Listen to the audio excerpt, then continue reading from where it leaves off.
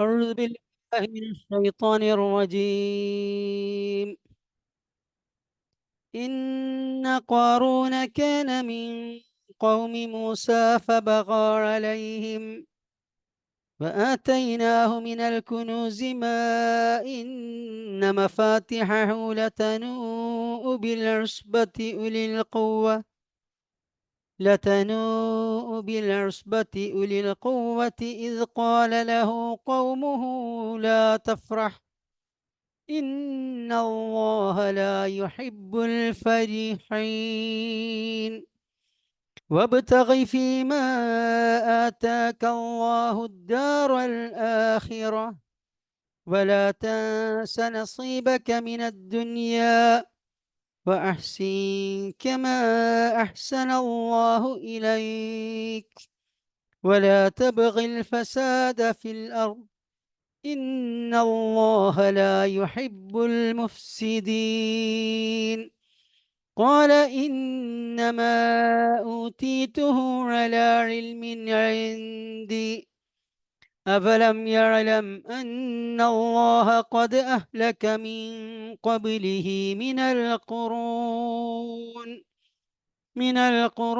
من هو أشد منه قوة وأكثر جمعا ولا يسأل عن ذنوبهم المجرمون فخرج على قومه في زينته قال الذين يريدون الحياة الدنيا يا ليت لنا مثل ما أوتي قارون إنه لذو حظ عظيم وقال الذين أوتوا العلم ويلكم ثواب الله خير لمن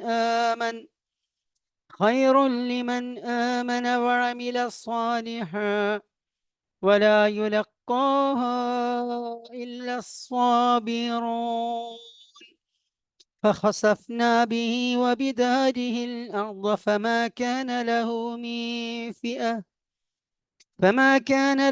من فئة ينصرونه من دون الله وما كان من المنتصرين وأصبح الذين تمنوا مكانه بالأمس يقولون ويك أن الله يبسط الرزق لمن يشاء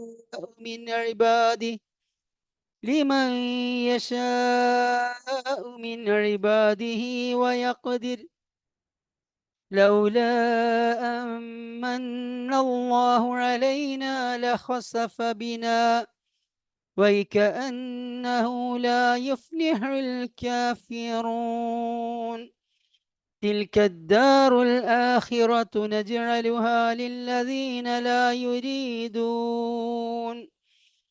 يريدون علوا في الأرض ولا فسادا والعاقبة للمتقين من جاء بالحسنة فله خير منها ومن جاء بالسيئة فلا يجزى الذين عملوا السيئات إلا ما كانوا يعملون സദഖല്ലാഹുൽ അലിയ്യുൽ അളീം. വിശുദ്ധ ഖുർആനിലെ സൂറത്തുൽ ഖസസിന്റെ അവസാന ഭാഗത്തുള്ള ഏതാനും ആയത്തുകളാണ് ഇവിടെ പാരായണം ചെയ്തത്. ഖസസ് എന്നാൽ ചരിത്രങ്ങൾ, കഥകൾ എന്നാകുന്നു അർത്ഥം. ഖിസ്സ നമ്മൾ സാധാരണ കേൾക്കുന്നതാണ്, അതിൻ്റെ ബഹുവചനമാണ് ഖസസ്. ഈ സൂറത്തിൽ മൂസാ നബി അലൈഹിസ്സലാമിൻ്റെ ചരിത്രമാണ് വിവരിക്കുന്നത്. അതുകൊണ്ടാണ് ഖസസ് എന്ന പേര് ഈ സൂറത്തിന് വന്നത്. വിശുദ്ധ ഖുർആനിൽ നമുക്കറിയാവുന്നത് പോലെ 25 പ്രവാചകന്മാരുടെ നാമങ്ങൾ വന്നിട്ടുണ്ടെങ്കിലും അതിൽ ഒരു 10 പ്രവാചകന്മാരുടെ ചരിത്രം മാത്രമാണ് സാമാന്യം വിവരിച്ചിട്ടുള്ളത്. എന്നാൽ ആ പ്രവാചകന്മാരുടെയൊക്കെ ചരിത്രം അവർക്ക് നുബൂവത്ത് ലഭിച്ച ശേഷമുള്ള ചരിത്രമാണ് വിവരിക്കപ്പെട്ടിട്ടുള്ളത്. എന്നാൽ ശൈശവം മുതൽ മൊത്തം ജീവിതാന്ത്യം വരെ കൈകാര്യം ചെയ്യുന്ന രൂപത്തിൽ ഒരു സമ്പൂർണ്ണ ജീവചരിത്രം എന്ന രൂപത്തിൽ പരിശുദ്ധ ഖുർആനിൽ രണ്ട് പ്രവാചകന്മാരുടെ ചരിത്രം മാത്രമേ വിവരിക്കപ്പെട്ടിട്ടുള്ളൂ. അതിലൊന്ന് മൂസാ നബി അലൈഹിസ്സലാം ആണ്. മൂസാ നബിയുടെ ജനനം നമുക്കറിയാമല്ലോ, ഈ സൂറത്തിൽ തന്നെയും അത് വിവരിക്കുന്നുണ്ട്. അതുപോലെ തന്നെ സൂറത്ത് ത്വാഹയിലും മൂസാ നബി അലൈഹിസ്സലാമിൻ്റെ ജനനവും മൂസാ നബിയെ ആ മുലകുടി പ്രായത്തിൽ പെട്ടിയിലാക്കി നൈൽ നദിയിൽ ഒഴുക്കിയതുമൊക്കെയായ സംഭവം വിവരിക്കുന്നുണ്ട്. അത് കഴിഞ്ഞാൽ പിന്നെ യൂസുഫ് നബി അലൈഹിസ്സലാമിൻ്റെ ചരിത്രമാണ് ഒരു സമ്പൂർണ്ണ ജീവചരിത്രം എന്ന രൂപത്തിൽ പരിശുദ്ധ ഖുർആനിൽ വിവരിക്കപ്പെട്ടിട്ടുള്ളത്. അഥവാ ശൈശവം മുതൽ ജീവിതാന്ത്യം വരെയുള്ള ആ ചരിത്രം. മറ്റ് പ്രവാചകന്മാരുടേതൊക്കെ ഈസാ നബി അലൈഹി സ്വലാമയുടെ ജനനം വിവരിക്കുന്നുണ്ട്. പക്ഷേ പിന്നീട് നുബുവത്തിന് ശേഷമുള്ള ആ ഘട്ടമാണ് വിവരിക്കുന്നത്. എന്നാൽ ഈ യൂസുഫ് നബി അലൈഹിസ്സലാം, മൂസാ നബി അലൈഹിസ്സലാം പ്രവാചകന്മാരെ ഒഴിച്ചു നിർത്തിയാൽ മറ്റ് പ്രവാചകന്മാരുടെ ഒന്നും സമ്പൂർണ്ണ ജീവചരിത്രം ഖുർആനിൽ കാണാൻ സാധിക്കുകയില്ല. എന്നാൽ മുഹമ്മദ് മുസ്തഫ സല്ലല്ലാഹു അലൈഹി വസല്ലമയുടെ ജീവചരിത്രം ഒരു ജീവചരിത്രം എന്ന രൂപത്തിൽ ഖുർആനിൽ കാണുകയില്ലെങ്കിലും നബിയുടെ ശൈശവം മുതൽ അവസാനം വരെയുള്ള ജീവിതത്തെക്കുറിച്ച് പരിശുദ്ധ ഖുർആനിൽ നിന്ന് വളരെ സമഗ്രമായ ഒരു വിവരം ലഭിക്കും. ഇനി ചില ആയത്തുകളിൽ, ഏതാനും ആയത്തുകളാണെങ്കിൽ പോലും നബിയുടെ ശൈശവം മുതൽ നുബുവത്തിൻ്റെ അവസാനം വരെയുള്ള ഭാഗം കവർ ചെയ്യുന്ന രൂപത്തിലും പരിശുദ്ധ ഖുർആനിൽ വന്നിട്ടുണ്ട്. പക്ഷെ സവിസ്തരമായ പ്രതിപാദനം ഈ മൂസാ നബി അലൈഹിസ്സലാമിൻ്റെതും യൂസുഫ് നബി അലൈഹിസ്സലാമിൻ്റെതും മാത്രമാണ് ഖുർആനിൽ ഒരു ജീവചരിത്രം എന്ന രൂപത്തിൽ വന്നിട്ടുള്ളത് എന്നാണ് പറഞ്ഞു വരുന്നത്. നേരത്തെ നമ്മൾ പല പ്രാവശ്യം ആവർത്തിച്ചതുപോലെ ഖുർആനിൽ ഏറ്റവും കൂടുതൽ പ്രാവശ്യം പരാമർശിക്കപ്പെട്ടിട്ടുള്ളത് മൂസാ നബിയുടെ നാമമാണ്. അത് തന്നെയും 30-ലധികം സൂറത്തുകളിൽ മൂസാ നബിയുടെ ചരിത്രം ഏറിയോ കുറഞ്ഞോ വിവരിക്കപ്പെട്ടിട്ടുണ്ട്. ഇവിടെ നാം പാരായണം ചെയ്ത ഭാഗം മൂസാ നബിയുടെ ചരിത്രത്തിൻ്റെ ഭാഗമാണെങ്കിലും മൂസാ നബിയെക്കുറിച്ചല്ല ഈ ആയത്തുകളിൽ വിവരിക്കുന്നത്. നമുക്ക് ആ ആയത്തുകളിലേക്ക് പ്രവേശിക്കാം. ഇന്ന ഖാറൂന കാന മിൻ ഖൗമി മൂസ. ഖാറൂൻ മൂസാ നബി അലൈഹിസ്സലാമിൻ്റെ ജനതയിൽപ്പെട്ട ഖൗമിൽപ്പെട്ട ആളായിരുന്നു. ഈ ഖാറൂൻ മൂസാ നബി അലൈഹിസ്സലാമിൻ്റെ പിതൃവ്യ പുത്രനായിരുന്നു, അഥവാ എളാപ്പാൻ്റെ പുത്രനായിരുന്നു എന്നാണ് തഫ്സീറുകളിലൊക്കെ കാണുന്നത്. പക്ഷേ ഫബഗ അലൈഹിം, ആ സമുദായത്തോട് അഥവാ ആ കാലഘട്ടത്തിലെ മുസ്ലിം സമുദായത്തോട് അയാൾ അതിക്രമം കാണിച്ചു, അയാൾ അതിര് കവിഞ്ഞു. ആ സമുദായത്തിൻ്റെ താല്പര്യത്തോടൊപ്പമല്ല അയാൾ നിലക്കൊണ്ടത്. എന്താണ് അയാൾ അപ്രകാരം പ്രവർത്തിക്കാൻ കാരണം? വആതൈനാഹു മിനൽ കുനൂസ്, അവന് നാം ധാരാളം സമ്പത്ത് നൽകിയിട്ടുണ്ടായിരുന്നു, ധാരാളം നിധികൾ അവന് ഉണ്ടായിരുന്നു, സമ്പത്തിൻ്റെ കൂമ്പാരങ്ങൾ. മാ ഇന്ന മഫാത്തിഹഹു ലതനൂഉ ബിൽ ഉസ്ബതി ഉലിൽ ഖുവ്വ. എന്താണ് അവൻ്റെ സമ്പത്തിൻ്റെ ആധിക്യത്തിൻ്റെ അവസ്ഥ? അവൻ്റെ സ്വർണവും വെള്ളിയുമെല്ലാം സൂക്ഷിച്ചിരുന്ന ഭണ്ഡാരങ്ങളുടെ താക്കോലുകളുടെ കാര്യമാണ് പറഞ്ഞത്. ഈ ഭണ്ഡാരങ്ങളിൽ സൂക്ഷിച്ചിരുന്ന സ്വർണത്തെയും വെള്ളിയെയും കുറിച്ചല്ല. ആ സ്വർണവും വെള്ളിയും സൂക്ഷിച്ചിരുന്ന ഭണ്ഡാരങ്ങളുടെ താക്കോലുകൾ ലതനൂഉ ബിൽ ഉസ്ബതി ഉലിൽ ഖുവ്വ, ശക്തരായ ഒരു പറ്റം യുവാക്കൾക്ക് പോലും ആ താക്കോലുകൾ എടുത്തു പൊക്കാൻ സാധിക്കുമായിരുന്നില്ല.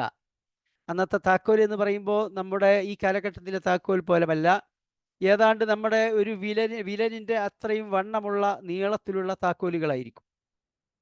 അങ്ങനെ ധാരാളം ഭണ്ഡാരങ്ങളും അതിനൊക്കെ താക്കോലുകളും ഉള്ളത് കൊണ്ട് ആ താക്കോലുകൾ മാത്രം ഒരു പറ്റം ചെറുപ്പക്കാർക്ക് അത് വഹിക്കുക ദുർവഹമായിരുന്നു. അപ്പോൾ അവൻ്റെ സമ്പത്തിൻ്റെ ആധിക്യം നമുക്ക് മനസ്സിലാക്കാൻ സാധിക്കും. ഇങ്ങനെ വലിയ ഒരു ധനാഢ്യനായിരുന്നു എന്നതുകൊണ്ടാണ് അവൻ ആ സമുദായത്തോട് അതിർ കവിയുകയും ആ സമുദായത്തിൻ്റെ താല്പര്യത്തിൻ്റെ വിപരീത ദശയിൽ നിലകൊള്ളുകയും ചെയ്തത്. ഈ കാലഘട്ടത്തിലും നമുക്ക് അത്തരക്കാരെ കാണാൻ സാധിക്കും. ഈ ഫിറഔൻ, ഈ ഖാറൂൻ ഫിറഔന്റെ വളരെ അടുത്ത ആളായിരുന്നു എന്നാണ് തഫ്സീറുകളിൽ വിവരിക്കപ്പെട്ടിട്ടുള്ളത്. എത്രത്തോളം എന്നാൽ ഖുർആനിൽ 2 ആയത്തുകളിൽ ഫിറഔനെയും ഹാമാനെയും, ഫിറൗന്റെ പ്രധാനമന്ത്രിയായിരുന്നു ഹാമാൻ, ഫിറൗനെയും ഹാമാനെയും ഖാറൂനെയും ഖുർആനിൽ 2 ആയത്തുകളിൽ അല്ലാഹു തആല ആവർത്തിച്ച് പറഞ്ഞിട്ടുണ്ട്. ഒരേ ആയത്തിൽ ഫിറൗന്റെ ദർബാറിൽ പ്രധാനമന്ത്രിയായ ഹാമാൻ കഴിഞ്ഞാൽ പിന്നീട് ഈ ഖാറൂൻ മുതലാളിക്കായിരുന്നു സ്ഥാനം എന്നാണ്. എന്നാൽ ഈ ഖാറൂൻ ഏതൊരു സമുദായത്തിന്റെ ഉപ്പും ചോറും തിന്നുകൊണ്ടാണോ വളർന്നത്, ആ സമുദായത്തോടുള്ള ഫിറൗന്റെയും അവിടുത്തെ ഭരണകൂടത്തിന്റെയും സമീപനം എന്തായിരുന്നു?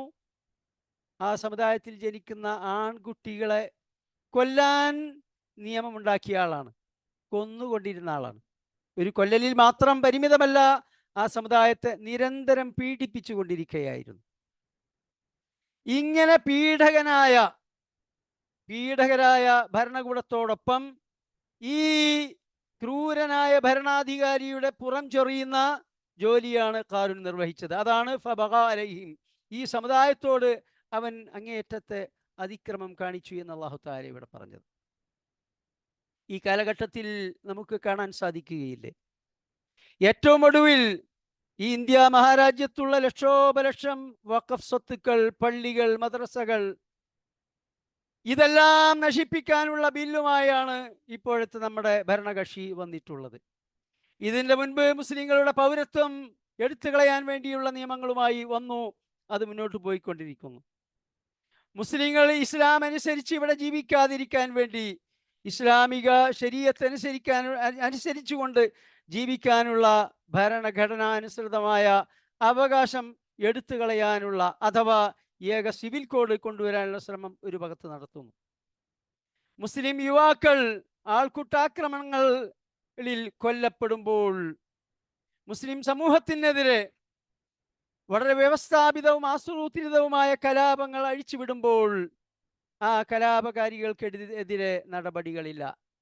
മുസ്ലിങ്ങൾ നൂറ്റാണ്ടുകളോളം ഇബാദത്ത് ചെയ്തുകൊണ്ടിരുന്ന പള്ളികൾ അതിൻ്റെ മേൽ കൈവെക്കുന്നു, നശിപ്പിക്കുന്നു.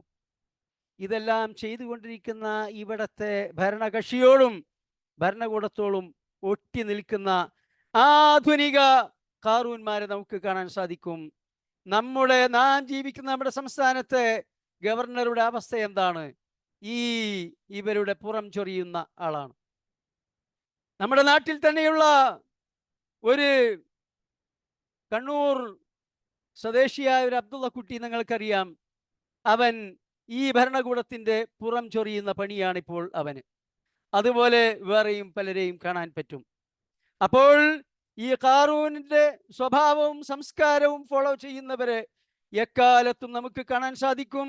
ഇക്കാലത്തും അവർ ഉണ്ട്. അവരുടെ എല്ലാം ഷർറിൽ നിന്ന് അല്ലാഹു സുബ്ഹാനഹു വ തആല ഈ സമുദായത്തെയും ഈ ദീനിനെയും കാത്തുരക്ഷിക്കുമാറാകട്ടെ എന്ന് നാം ദുആ ചെയ്യുന്നു.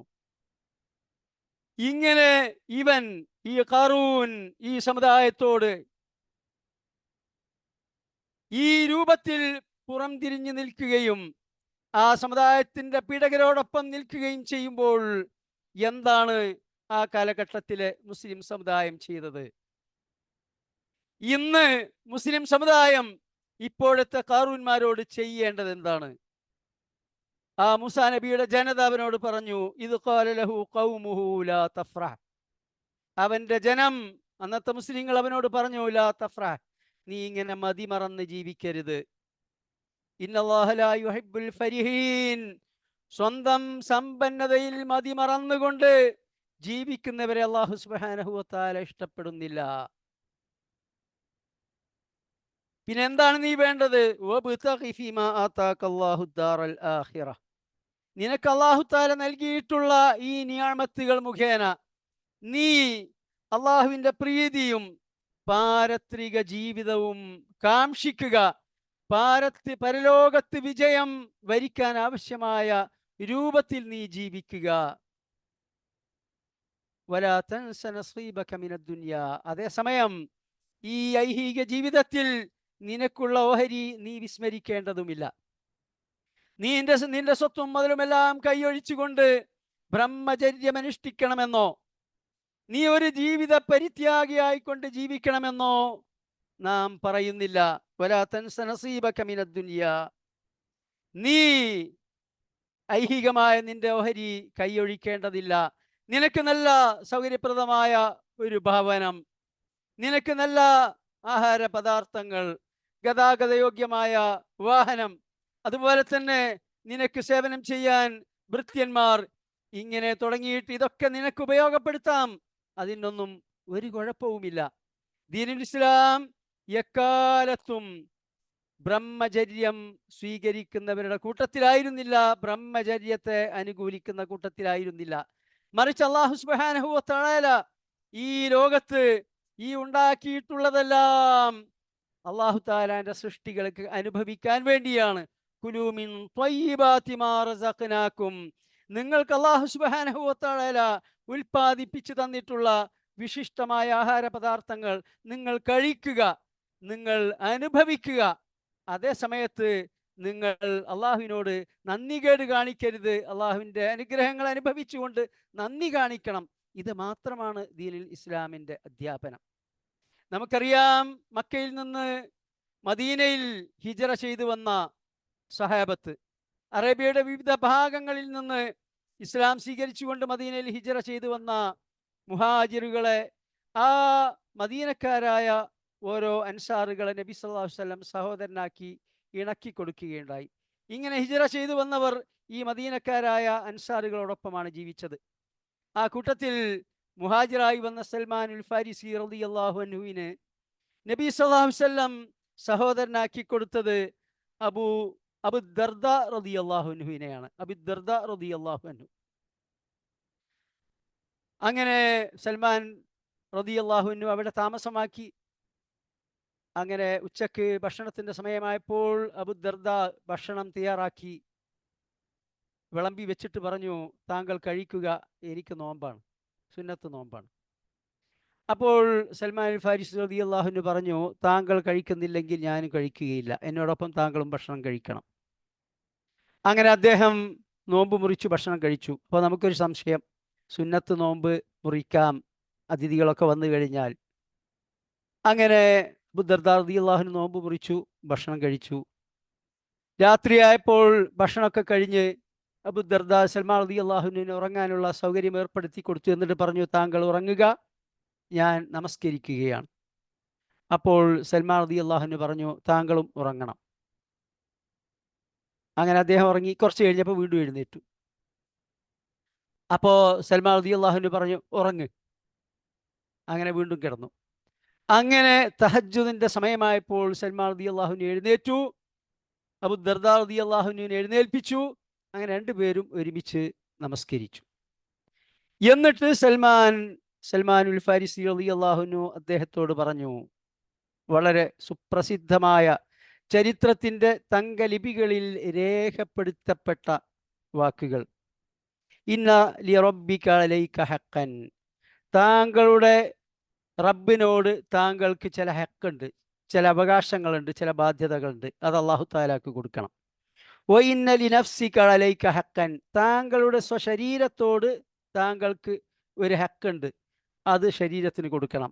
ഇത് വെച്ചാൽ തീരെ ഉറങ്ങാതെ രാത്രി മുഴുവൻ ഉറക്കമൊഴിച്ചുകൊണ്ട് നമസ്കരിച്ചുകൊണ്ട് ശരീരത്തെ പീഡിപ്പിക്കാൻ പാടില്ല. ശരീരത്തോടുള്ള ഹക്ക് ശരീരത്തിന് കൊടുക്കണം. വലി അഹ്ലിക അലൈക ഹഖൻ, താങ്കളുടെ കുടുംബത്തോട് താങ്കൾക്കൊരു ഹക്കുണ്ട്, അവർക്കത് കൊടുക്കണം. സ്വന്തം ഭാര്യ, സന്താനങ്ങൾ, അവർക്ക് വേണ്ടി കുറച്ച് സമയം ചെലവഴിക്കണം, അവരുമായി സല്ലപിക്കണം. അങ്ങനെ അവരുടെ ഹക്ക് അവർക്ക് കൊടുക്കണം. വലി അഹ്ലിക അലൈക ഹഖൻ, അതുപോലെ തന്നെ മറ്റൊരു ഹദീസിൽ കാണാൻ സാധിക്കും, നിന്റെ ഭാര്യയോട് നിനക്ക് ചില ഹക്കുണ്ട്, ചില കടപ്പാടുണ്ട്. അവരുമായി ദാമ്പത്യ ജീവിതം പങ്കിടുക എന്നത്, ആ ഹക്ക് അവർക്ക് കൊടുക്കണം. വീട്ടിൽ വന്നപ്പോൾ തന്നെ ഉമ്മു ദർദാ റളിയല്ലാഹു അൻഹായെ കണ്ടപ്പോൾ അവരൊരു പരിത്യാഗിനിയായി യാതൊരു മുഷിഞ്ഞ വസ്ത്രമൊക്കെ ധരിച്ചുകൊണ്ടാണ് സൽമാൻ റളിയല്ലാഹു അൻഹു അവരെ കണ്ടത്. അപ്പോൾ സൽമാൻ റളിയല്ലാഹു അൻഹു അവരോട് ചോദിച്ചു, എന്ത് പറ്റി താങ്കൾ ഈ വേഷത്തിലും ഈ രൂപത്തിലും? അപ്പോൾ അവർ പറഞ്ഞു, താങ്കളുടെ സഹോദരൻ സൽമാന് ഈ ഐഹിക ജീവിതത്തിലൊന്നും ഒരു താല്പര്യവുമില്ല. എന്ന് വെച്ചാൽ ഭാര്യയുമായി ദാമ്പത്യ ബന്ധം പങ്കെടുത്ത വിഷയത്തിൽ പോലും അദ്ദേഹത്തിന് താല്പര്യമില്ല. അദ്ദേഹം രാത്രി മുഴുനീളം നമസ്കരിക്കും, പകല് നോമ്പെടുക്കും. അങ്ങനെ ഒരു പരിത്യാഗിയായി ഒരു സന്യാസ ജീവിതമാണ് അദ്ദേഹം നയിക്കുന്നത്. അതുകൊണ്ടാണ് ഈ സ്ത്രീ ഈ രൂപത്തിൽ. അങ്ങനെയാണ് സൽമാൻ റളിയല്ലാഹു അൻഹു അദ്ദേഹത്തെ കൊണ്ട് ഉച്ചക്ക് ഭക്ഷണം കഴിപ്പിച്ചു, രാത്രി ഉറങ്ങിച്ചു, അങ്ങനെ എഴുന്നേറ്റ് നമസ്കരിച്ചു. രാവിലെ അബൂ ദർദാ റളിയല്ലാഹു അൻഹു പരാതിയുമായി നബി സല്ലല്ലാഹു അലൈഹി വസല്ലമയുടെ അടുത്തെത്തി. പറഞ്ഞു, സൽമാൻ ഇങ്ങനെയൊക്കെ ചെയ്തു, എൻ്റെ നോമ്പ് മുറിപ്പിച്ചു, രാത്രി എന്നെ ഉറങ്ങാൻ നിർബന്ധിച്ചു, എന്നിട്ട് അവസാനം എന്നോട് ഇങ്ങനെയൊക്കെ പറഞ്ഞു. അപ്പോൾ നബി സല്ലല്ലാഹു അലൈഹി വസല്ലം പ്രത്യുത്തരം ചെയ്തു, സദഖ സൽമാൻ, സൽമാനുൽ ഫാരിസി റളിയല്ലാഹു അൻഹു പറഞ്ഞതാണ് സത്യം, അതാണ് ദീനുൽ ഇസ്ലാം.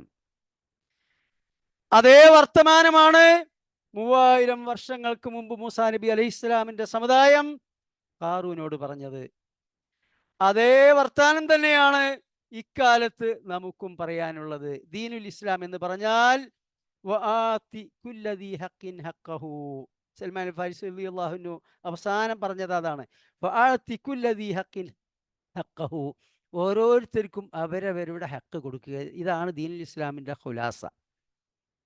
അല്ലാഹു തആലാന്റെ ഹക്ക് കൊടുക്കാതെ സൃഷ്ടികളുടെ ഹക്ക് കൊടുത്താൽ പോരാ. സൃഷ്ടികളുടെ ഹക്ക് കൊടുക്കാതെ അല്ലാഹു തആലാന്റെ ഹക്ക് കൊടുത്താൽ പോരാ. സ്വന്തം ശരീരത്തിനും സ്വന്തം ഭാര്യക്കും കുടുംബത്തിനും എല്ലാവർക്കുമുള്ള ഹക്ക് കൊടുക്കണം. ഇതാണ് ദീനുൽ ഇസ്ലാം. ഇതാണ് ഈ ഖാറൂൻ മുതലാളിയോട് ആ കാലഘട്ടത്തിലെ സമുദായം പറഞ്ഞത്. ഇക്കാലത്ത് ഈ സമുദായത്തിൽ ഈ രൂപത്തിൽ ആരെങ്കിലും ജീവിക്കുമ്പോൾ, സ്വന്തം പണത്തിലും സമ്പത്തിലും സ്വാധീനത്തിലുമെല്ലാം മതിമറന്നുകൊണ്ട് വഴിവിട്ട് ജീവിക്കുമ്പോൾ അവരെ തിരുത്താനുള്ള ബാധ്യത നമുക്കുണ്ട്. നിങ്ങളിൽ ആരെങ്കിലും മുൻകറായ, നിഷിദ്ധമായ, അല്ലാഹു തആലാക്ക് ഇഷ്ടമില്ലാത്ത വല്ല കാര്യവും പ്രവർത്തിക്കുന്നതായി കണ്ടാൽ നിങ്ങളത് തടയണം. ബലം പ്രയോഗിച്ച് തടയണം എന്നാ പറഞ്ഞത്. ഫൽയുഗയ്യിർഹു ബിയദി ഫഇല്ലം യസ്തതിഅ്, അതിന് സാധിച്ചില്ലെങ്കിൽ ഫബിലിസാനിഹി, നാക്കുകൊണ്ട് പറയുക. ഫഇല്ലം യസ്തതിഅ്, അതിനും കഴിഞ്ഞില്ലെങ്കിൽ ഫബിഖൽബിഹി, ഹൃദയം കൊണ്ട് വെറുക്കുകയെങ്കിലും ചെയ്യുക. വദാലിക അദ്വാഫുൽ ഈമാൻ, അത് ഈമാനിന്റെ ഏറ്റവും ദുർബലമായ വശമാകുന്നു. അപ്പോൾ ഈ ദൗത്യം നാം നിർവഹിക്കേണ്ടതുണ്ട്. ആ സമുദായം അത് നിർവഹിച്ചു. എന്നിട്ട് തുടരുകയാണ്, വഅഹ്സിൻ കമാ അഹ്സനല്ലാഹു ഇലൈക്, അല്ലാഹു സുബ്ഹാനഹു വ തആല നിന്നോട് എപ്രകാരം ഇഹ്സാനോടുകൂടി വർത്തിച്ചുവോ അപ്രകാരം നീ അള്ളാഹുവിനോടും ഇഹ്സാനോടുകൂടി വർത്തിക്കുക. അല്ലാഹു തആല നിന്നെ സൃഷ്ടിച്ചു, നിനക്ക് സർവയോഗ്യതകളും നൽകി, നിനക്ക് ധാരാളം സമ്പൽ സമൃദ്ധി നൽകി. ഇങ്ങനെ അല്ലാഹു തആല നിന്നോട് അങ്ങേയറ്റത്തെ ഇഹ്സാൻ ചെയ്തിരിക്കുകയാണ്.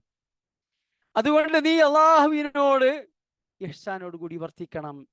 നിനക്ക് നൽകപ്പെട്ട ഈ നിഅമത്തുകൾക്ക് ശുക്ർ ചെയ്തുകൊണ്ട്, അള്ളാഹുവിൻ്റെ സൃഷ്ടികളോട് നല്ല നിലയിൽ പെരുമാറിക്കൊണ്ട്, അവർക്ക് പ്രയാസമുണ്ടാക്കുന്ന, അവരെ പീഡിപ്പിക്കുന്നവരോടൊപ്പം ചേർന്നുകൊണ്ട് അവരെ വിഷമിപ്പിക്കുന്ന സമീപനം നീ സ്വീകരിക്കരുത്.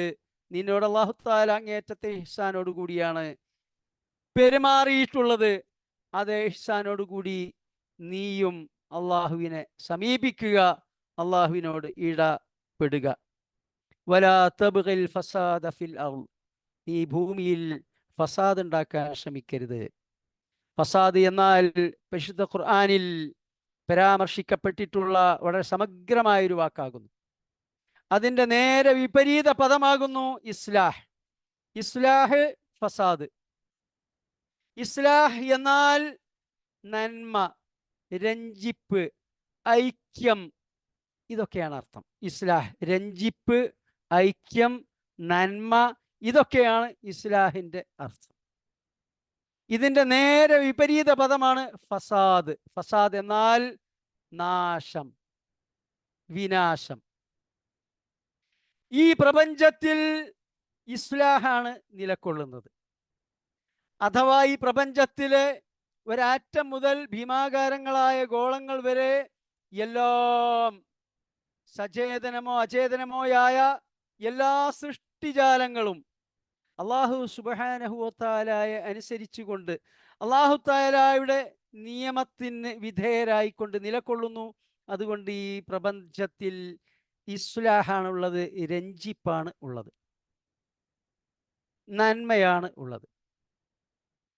എന്നാൽ ഏതെങ്കിലും ഒരു മേഖലയിൽ ഏതെങ്കിലും ഒരു സൃഷ്ടികൾ അള്ളാഹു തആലയുടെ കൽപ്പനയിൽ നിന്ന് വ്യതിചലിച്ചുകൊണ്ട് ജീവിക്കാൻ ശ്രമിച്ചാൽ അവിടെ ഉണ്ടായിത്തീരുന്നതാണ് ഫസാദ്. ഇസ്ലാഹിന്റെ നേരെ ഓപ്പോസിറ്റ് ഫസാദ്.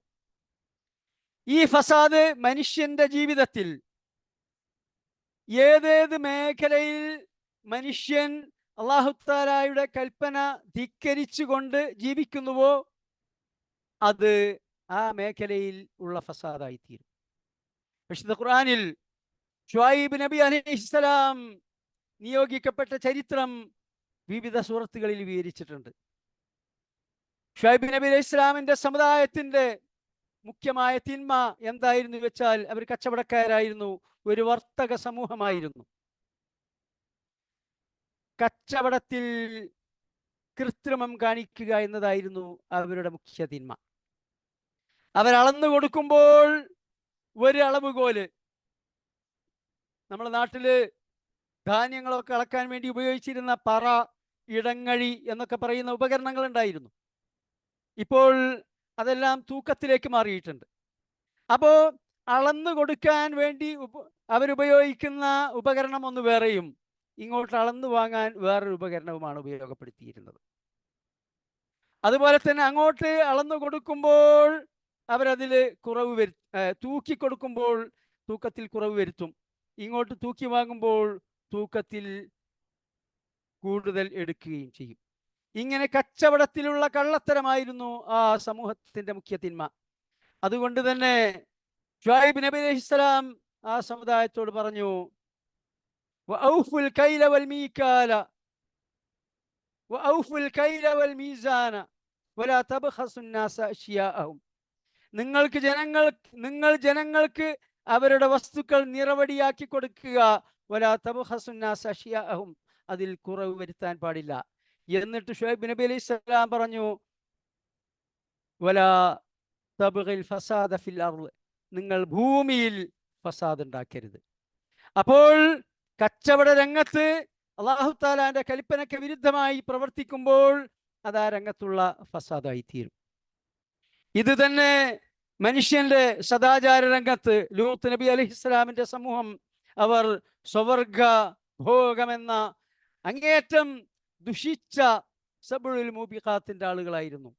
അവരോട് ലൂത്ത് നബി അലൈഹിസ്സലാം പറഞ്ഞു, അതഅതൂന ദുക്റാന മിനൽ ആലമീൻ, നിങ്ങൾ പുരുഷന്മാരെ സമീപിക്കുകയാണോ നിങ്ങളുടെ ആഗ്രഹ പൂർത്തീകരണത്തിന് വേണ്ടി?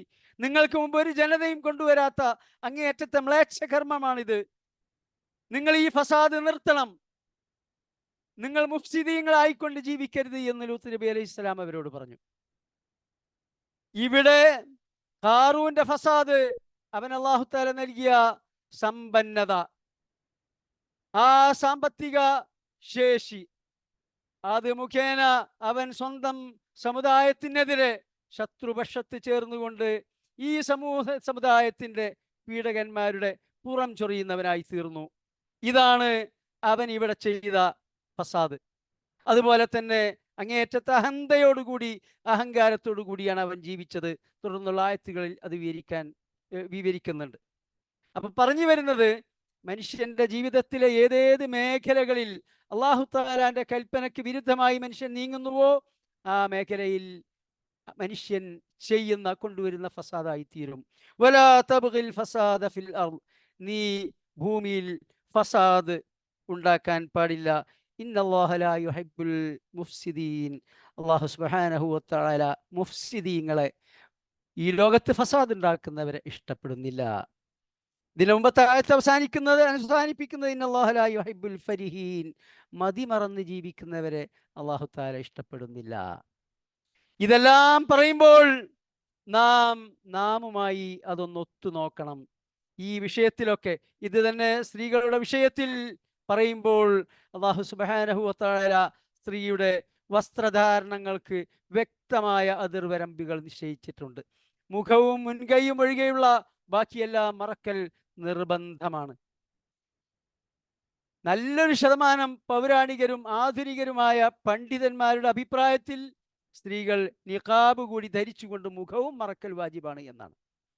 എന്നാൽ പൊതുവെ പണ്ഡിതന്മാർ സ്വീകരിച്ചിട്ടുള്ള സമീപനം നിഖാബ് വാജിബല്ലെങ്കിൽ കൂടി അത് നല്ലതാണ്, പക്ഷെ മുഖവും മുൻകൈയും ഒഴികെ ബാക്കിയെല്ലാം മറക്കൽ നിർബന്ധമാണ് എന്നതാണ്.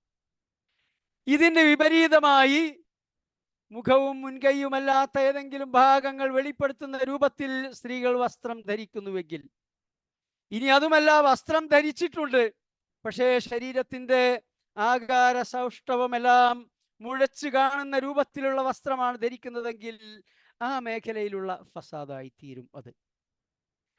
അപ്പോൾ ആ ഫസാദ് അനുഷ്ഠിക്കുന്നവരെ ഇന്നല്ലാഹ ലാ യുഹിബ്ബുൽ മുഫ്സിദീൻ, അല്ലാഹു തആല മുഫ്സിദീങ്ങളെ ഇഷ്ടപ്പെടുന്നില്ല എന്നത് നമ്മെ കൊള്ളയാണ് വരിക. അതുപോലെ തന്നെ ഏതെങ്കിലും സ്വാധീനത്തിൻ്റെയോ അധികാരത്തിൻ്റെയോ സമ്പൽ സമൃദ്ധിയുടെയോ ഇനിയിപ്പോൾ അതുമല്ല സ്വന്തം യോഗ്യതയുടെയോ ഒക്കെ അടിസ്ഥാനത്തിൽ മതിമറക്കുക, ആ സ്വഭാവം നമുക്കുണ്ടെങ്കിൽ ഇന്നല്ലാഹ ലാ യുഹിബ്ബുൽ ഫരിഹീൻ, അല്ലാഹു സുബ്ഹാനഹു വ തആല അങ്ങനെ മതിമറന്ന് ജീവിക്കുന്നവരെ ഇഷ്ടപ്പെടുന്നില്ല. നാം ഉമർ ഇബ്നുൽ ഖത്താബ് റളിയല്ലാഹു അൻഹു പറഞ്ഞത് നേരത്തെ നമ്മൾ പലപ്പോഴും ഉദ്ധരിച്ചിട്ടുണ്ട്. ഹാസിബു അൻഫുസകും ഖബ്ല അൻ തുഹാസബു, നിങ്ങളെ അല്ലാഹു സുബ്ഹാനഹു വ തആല മഹ്ശറ വൻസബയിൽ വിചാരണ ചെയ്യുന്നതിന് മുൻപായി നിങ്ങൾ സ്വന്തത്തെ തന്നെ വിചാരണ ചെയ്യുക. വസീനു അഅമാലകും ഖബ്ല അൻ തൂസനു, നിങ്ങളുടെ കർമ്മങ്ങൾ തൂക്കി കണക്കാക്കുന്നതിന് മുൻപ് നിങ്ങൾ സ്വയം തൂക്കുക. ഓരോ അല്ലാഹു സുബ്ഹാനഹു വ തആലയുടെ കൽപ്പനകൾ കേൾക്കുമ്പോഴും നാം ആ വിഷയത്തിൽ എവിടെ നിൽക്കുന്നു എന്നാണ് നാം പരിശോധിക്കേണ്ടത്. അല്ലാഹു സുബ്ഹാനഹു വ തആലയുടെ ഓരോ നിരോധനങ്ങൾ കേൾക്കുമ്പോഴും ആ വിഷയത്തിൽ നാം എവിടെ നിൽക്കുന്നു, നാം ആ കൂട്ടത്തിൽപ്പെട്ടവരാണോ എന്നാണ് പരിശോധിക്കേണ്ടത്. അങ്ങനെ മുന്നോട്ട് പോകുമ്പോൾ മാത്രമേ, അങ്ങനെ പരിശുദ്ധ ഖുർആനുമായി ഇടപഴകുമ്പോൾ മാത്രമേ നമുക്ക് അല്ലാഹു തആല നിശ്ചയിച്ച ഹുദൽ ലിന്നാസ്, ഈ ഖുർആൻ ജനങ്ങൾക്കുള്ള മാർഗദർശനമാണ്, അവരെ നേരായ മാർഗത്തിലേക്ക് നയിക്കാനുള്ളതാണ് എന്ന ആ കാര്യം നമ്മെ സംബന്ധിച്ചിടത്തോളം സാർത്ഥകമാകുകയുള്ളൂ. ഇതുവരെയും ഖാറൂനിൻ്റെ അവസ്ഥ അല്ലാഹു തആല ആദ്യം വിവരിച്ചു, ഖാറൂനോട് ആ സമുദായം പറഞ്ഞ കാര്യവും വിവരിച്ചു. ഇനി അങ്ങോട്ട് ഈ ഖാറൂന്റെ പ്രതികരണമാണ്. എന്താണ് അയാൾക്ക് പറയാനുണ്ടായിരുന്നത്? ഖാല, അവൻ പറഞ്ഞു, ഇന്നമാ ഊതീതുഹു അലാ ഇൽമിൻ ഇൻദി, എനിക്ക് ധാരാളം സാമ്പത്തിക ശേഷിയുണ്ട്, എൻ്റെ ഖജാനകളുടെ താക്കോലുകൾ വഹിക്കാൻ ഒരു പറ്റം യുവാക്കൾക്ക് പോലും ക്ലേശിക്കേണ്ടി വരും എന്നതൊക്കെ യാഥാർത്ഥ്യമാണ്. പക്ഷെ ഇതൊന്നും എനിക്ക് ഓശാരമായി കിട്ടിയതല്ല, മറിച്ച് ഇന്നമാ ഊതീതുഹു അലാ ഇൽമിൻ ഇൻദി, രണ്ട് രൂപത്തിൽ ഇത് വിവരിക്കപ്പെട്ടിട്ടുണ്ട്. അവൻ പറയുന്നത് ഇതെല്ലാം എൻ്റെ അടുക്കലുള്ള ഇൽമിൻ്റെ അടിസ്ഥാനത്തിൽ എനിക്ക് ലഭിച്ചിട്ടുള്ളതാണ്, എനിക്ക് നൽകപ്പെട്ടിട്ടുള്ളതാണ്. ഒരു വിശദീകരണം, ഈ സമ്പത്തിനും സമൃദ്ധിക്കുമെല്ലാം ഞാൻ അർഹനാണ് എന്ന് അല്ലാഹു സുബ്ഹാനഹു വ തആലക്ക് അറിയാം. അപ്പോ എനിക്ക് അർഹതപ്പെട്ട, എനിക്ക് ലഭിക്കേണ്ടതായ എൻ്റെ കഴിവും യോഗ്യതയും ഒക്കെ വെച്ചുകൊണ്ട് എനിക്കത് ലഭിക്കേണ്ടതുണ്ട്, നൽകേണ്ടതുണ്ട് എന്ന അല്ലാഹു തആലാന്റെ അറിവിന്റെ അടിസ്ഥാനത്തിലാണ് എനിക്കിത് തന്നിട്ടുള്ളത്. വേറൊരു വിശദീകരണം, ഞാനിതെല്ലാം എൻ്റെ അറിവും കഴിവും യോഗ്യതയും ഒക്കെ ഉപയോഗപ്പെടുത്തിക്കൊണ്ട് നേടിയെടുത്തിട്ടുള്ളതാണ്. അപ്പൊ അതുകൊണ്ട് തന്നെ ഈ ഈ സമ്പത്ത് ഉപയോഗപ്പെടുത്തിക്കൊണ്ട് എനിക്ക് എങ്ങനെയും ജീവിക്കാം, എനിക്ക് യാതൊരു അതിർവരമ്പുകളും ഇല്ല, എൻ്റെ യോഗ്യതയുടെ അടിസ്ഥാനത്തിൽ എനിക്ക് ലഭിച്ചിട്ടുള്ളതാണ് എന്നതാണ് ഈ ഫിറഔനിന്റെ നിലപാട്. എന്താണ് അല്ലാഹു സുബ്ഹാനഹു വ തആലയുടെ മറുപടി? ഇത് എക്കാലത്തുമുള്ള ആളുകളുടെ ഒരു വലിയ തെറ്റിദ്ധാരണയാണ്. കാരണം അല്ലാഹു തആല ആർക്കെങ്കിലും സാമ്പത്തിക സൗകര്യങ്ങൾ നൽകിയിട്ടുണ്ടെങ്കിൽ അത് വ്യക്തികളുടെ കാര്യം മാത്രം എടുക്കേണ്ടതില്ല, രാജ്യങ്ങളുടെ കാര്യം എടുത്തു കഴിഞ്ഞാലും അവരുടെ യോഗ്യത കൊണ്ടാണ്, അവരത് അർഹിക്കുന്നത് കൊണ്ടാണ്, അതല്ലെങ്കിൽ അല്ലാഹു തആലക്ക് അവരോടുള്ള ഇഷ്ടം കൊണ്ടാണ് എന്നാണ് പലപ്പോഴും അത് മനസ്സിലാക്കപ്പെടാറുള്ളത്. എന്നാൽ പരിശുദ്ധ ഖുർആനിൽ ഉടനീളം അല്ലാഹു സുബ്ഹാനഹു വ തആല ആ കാര്യം നിഷേധിച്ചിട്ടുണ്ട്. ഈ ദുനിയാവ് അല്ലാഹു സുബ്ഹാനഹു വ തആല അള്ളാഹുവിനെ അനുസരിച്ചു കൊണ്ട് ജീവിക്കുന്നവർക്കും അല്ലാഹു തആലയെ ധിക്കരിച്ചു കൊണ്ട് ജീവിക്കുന്നവർക്കും അല്ലാഹു തആല ദുനിയാവ് കൊടുക്കും. രണ്ട് കൂട്ടർക്കും അല്ലാഹു സുബ്ഹാനഹു വ തആല ദുനിയാവിലെ സമ്പത്തും സൗകര്യങ്ങളും അധികാരവും എല്ലാം നൽകും. എന്നാൽ അല്ലാഹു തആല ആർക്കാണ് ഈമാൻ നൽകുക, ആർക്കാണ് ഇൽമ നൽകുക, ആർക്കാണ് അല്ലാഹു തആല അനുസരിച്ചു കൊണ്ട് ജീവിക്കാനുള്ള തഖ്വ നൽകുക? അബ്ദുല്ലാഹി ഇബ്നു മസ്ഊദ് റളിയല്ലാഹു അൻഹു നിവേദനം ചെയ്ത ഒരു ഹദീസിൽ നബി സല്ലല്ലാഹു അലൈഹി വസല്ലം പറയുന്നു, ഇന്നല്ലാഹ ഖസമ ബൈനക്കും അഖ്ലാഖക്കും കമാ ഖസമ അർസാഖക്കും. അല്ലാഹു സുബ്ഹാനഹു വ തആല നിങ്ങളുടെ സ്വഭാവ സംസ്കാരങ്ങൾ നിങ്ങൾക്ക് എപ്രകാരം അവൻ റിസ്ക് വിഭജിച്ച് നൽകിയോ അപ്രകാരം വിഭജിച്ച് നൽകിയിരിക്കുന്നു. അല്ലാഹു തആല ചിലർക്ക് കൂടുതൽ കൊടുക്കും, ചിലർക്ക് കുറച്ച് കൊടുക്കും, ചിലർക്ക് വളരെ കൂടുതൽ കൊടുക്കും. ഇങ്ങനെ അല്ലാഹു തആല വിഭജിച്ച് നൽകിയിരിക്കുന്നു. എന്നാൽ വഅന്നല്ലാഹ യുഅ്തിൽ മാല മൻ യുഹിബ്ബു വമൻ ലാ യുഹിബ്. അല്ലാഹു തആല ഇഷ്ടപ്പെടുന്നവർക്കും ഇഷ്ടപ്പെടാത്തവർക്കും അല്ലാഹു തആല സമ്പത്ത് നൽകും, ധനം നൽകും. എന്നാൽ വലാ യുഅ്തിൽ ഈമാന ഇല്ലാ മൻ യുഹിബ്. ഈമാൻ, ഇഹ്സാൻ, ഇൽമ്, തഖ്വ ഇതൊക്കെ തന്നെ അല്ലാഹു സുബ്ഹാനഹു വ തആല ഇഷ്ടപ്പെടുന്നവർക്ക് മാത്രമേ കൊടുക്കൂ. അപ്പൊ ഈ ദുനിയാവിൽ ധാരാളം നിഅമത്തുകൾ, ദുന്യവിയായ ഭൗതികമായ സുഖ സൗകര്യങ്ങളും നിഅമത്തുകളും ആർക്കെങ്കിലും ലഭിച്ചു എന്നതിൻ്റെ അടിസ്ഥാനത്തിൽ അല്ലാഹു തആലക്ക് അയാളെ അല്ലെങ്കിൽ അവരെ വലിയ ഇഷ്ടമാണ് എന്നില്ല. ഇനി വേറൊരു കൂട്ടർക്ക് ദാരിദ്ര്യവും കഷ്ടപ്പാടുമാണുള്ളത്. ചില രാജ്യങ്ങൾ, ചില സമൂഹങ്ങൾ പട്ടിണിയിലാണ്, അവർ ലോകത്തെ പിന്നോക്ക വിഭാഗമാണ്, ദരിദ്ര രാജ്യങ്ങളിൽപ്പെട്ടവരാണ്, അവർ അല്ലാഹു തആലക്ക് ഇഷ്ടമില്ല എന്നും അർത്ഥമില്ല. ഈ ലോകം പരീക്ഷണ ലോകമാണ്. അല്ലദീ ഖലഖൽ മൗത വൽ ഹയാത ലിയബ്ലുവക്കും അയ്യുക്കും അഹ്സനു അമലാ. അല്ലാഹു സുബ്ഹാനഹു വ തആല ജീവിതവും മരണവും സൃഷ്ടിച്ചിരിക്കുന്നു. എന്തിനു വേണ്ടി? ലിയബ്ലുവക്കും, നിങ്ങളെ പരീക്ഷിക്കുന്നതിന് വേണ്ടി. ഈ ലോകം പരീക്ഷണ ലോകമാണ്. ചിലർക്ക് അല്ലാഹു തആല നൽകിക്കൊണ്ട് പരീക്ഷിക്കും, ചിലർക്ക് അല്ലാഹു തആല നൽകാതെ ദാരിദ്ര്യത്തിലൂടെ ആയിരിക്കും പരീക്ഷിക്കുന്നത്. അത് അല്ലാഹു സുബ്ഹാനഹു വ തആല അവൻ്റെ മശീഅത്ത് അനുസരിച്ച്, അവൻ്റെ ഖദർ അനുസരിച്ച് തീരുമാനിക്കുന്നതാണ്. ഒരിക്കലും ഒരാൾക്ക് സാമ്പത്തിക ശേഷിയുണ്ട് എന്നതുകൊണ്ട് അല്ലാഹു തആലക്ക് അയാളെ ഇഷ്ടമാണ് എന്നർത്ഥമില്ല. തുടർന്ന് ഖാറൂൻ മുതലാളിയുടെ ഈ പ്രസ്താവന ഉദ്ധരിച്ച ശേഷം അല്ലാഹു തആല പറയുകയാണ്, അവന്റെ വാദം തൻ്റെ യോഗ്യത കൊണ്ട് ലഭിച്ചിട്ടുള്ളതാണ് എന്നാണല്ലോ. അബലം യഅലം അന്നല്ലാഹ ഖദ് അഹ്ലക മിൻ ഖബ്ലിഹി മിനൽ ഖുറൂൻ. അവൻ അറിയുകയില്ലയോ, ഈ ഖാറൂൻ മുതലാളിക്ക് മുൻപ് എത്രയെത്ര തലമുറകളെയാണ് നാം നശിപ്പിച്ചിട്ടുള്ളത്. ഇവനൊരു വ്യക്തി മാത്രമാണ്. എന്നാൽ എത്ര എത്ര തലമുറകളെയാണ് നാം ചരിത്രത്തിന്റെ നീളത്തിൽ നശിപ്പിച്ചിട്ടുള്ളത്. മൻ ഹുവ അശദ്ദു മിൻഹു ഖുവ്വതൻ, ആ നശിപ്പിക്കപ്പെട്ടവരൊക്കെ ഇവനേക്കാൾ ശക്തരായിരുന്നു. വ അക്സറു ജംഅ, ഇവനേക്കാളും ധാരാളം സമ്പത്തും സമൃദ്ധിയും അധീനപ്പെടുത്തിയവരായിരുന്നു. ചരിത്രത്തിൽ ധാരാളം കടന്നുപോയിട്ടുണ്ട്, ഇപ്പോഴുമുണ്ട്. അങ്ങനെയുള്ള നല്ല ശക്തിയും കഴിവും ശേഷിയുമുള്ള പല തലമുറകളെയും പല വ്യക്തികളെയും അല്ലാഹു സുബ്ഹാനഹു വ തആല നശിപ്പിച്ചിട്ടില്ലയോ? അവൻ അറിഞ്ഞുകൂടെയോ? അല്ലാഹു തആല ചോദിക്കുകയാണ്. വലാ യുസ്അലു അൻ ദുനൂബിഹിമുൽ മുജ്രിമൂൻ.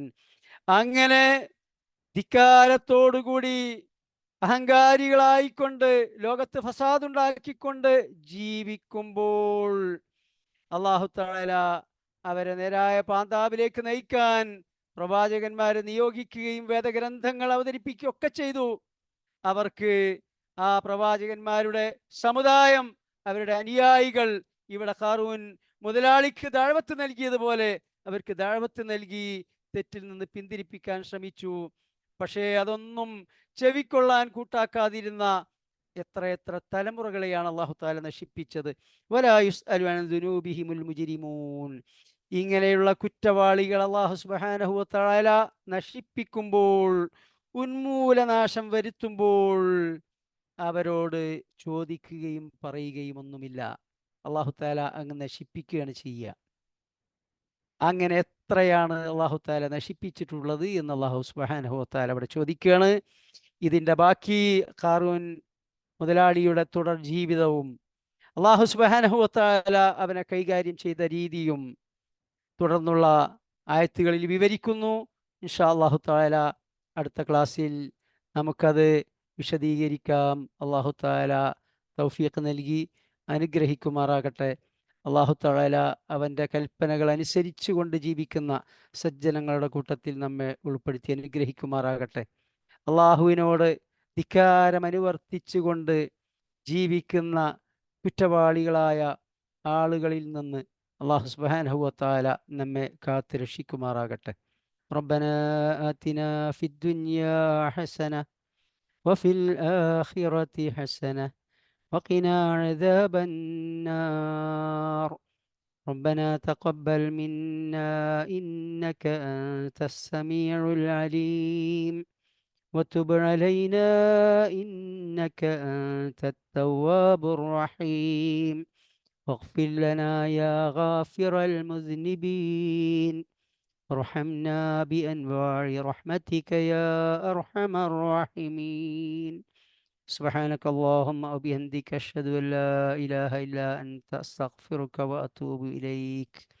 وصلى الله تعالى وسلم على خير خلقه النبي الأمي وعلى آله وصحبه وسلم. السلام عليكم ورحمة الله وبركاته.